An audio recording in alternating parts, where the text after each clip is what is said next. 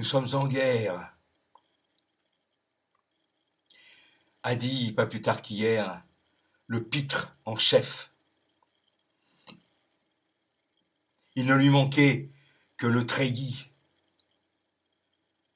ou l'uniforme de l'amiral. L'amiral, l'arima. L'arima quoi? L'arima rien.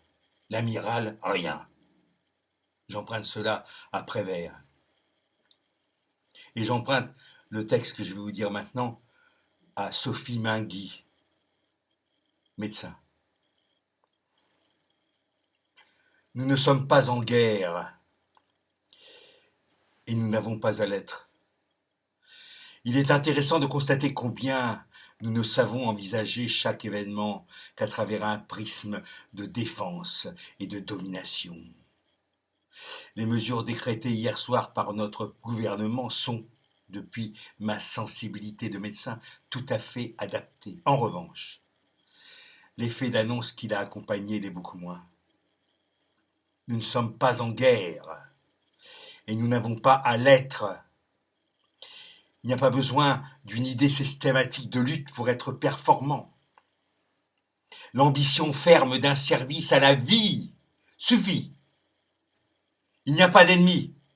Il y a un autre organisme vivant en plein flux migratoire et nous devons nous arrêter afin que nos courants respectifs ne s'entrechoquent pas trop. Nous sommes au passage piéton et le feu est au rouge pour nous. Bien sûr, il y aura, à l'échelle de nos milliards d'humains, des traversées en dehors des clous et des accidents qui seront douloureux. Ils le sont toujours. Il faut s'y préparer. Mais il n'y a pas de guerre. Les formes de vie qui ne servent pas nos intérêts, et qui peut le dire, ne sont pas nos ennemis.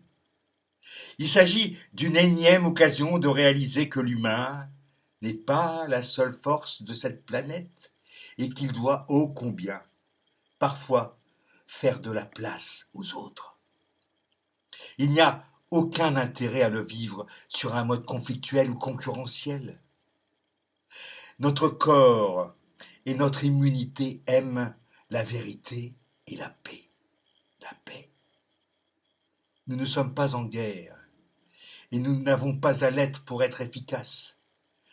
Nous ne sommes pas mobilisés par les armes, mais par l'intelligence du vivant qui nous contraint à la pause.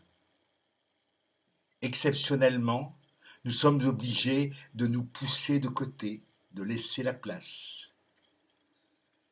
Ce n'est pas une guerre, c'est une éducation, celle de l'humilité, de l'interrelation et de la solidarité. Merci à Sophie Mainguy pour ce texte d'une grande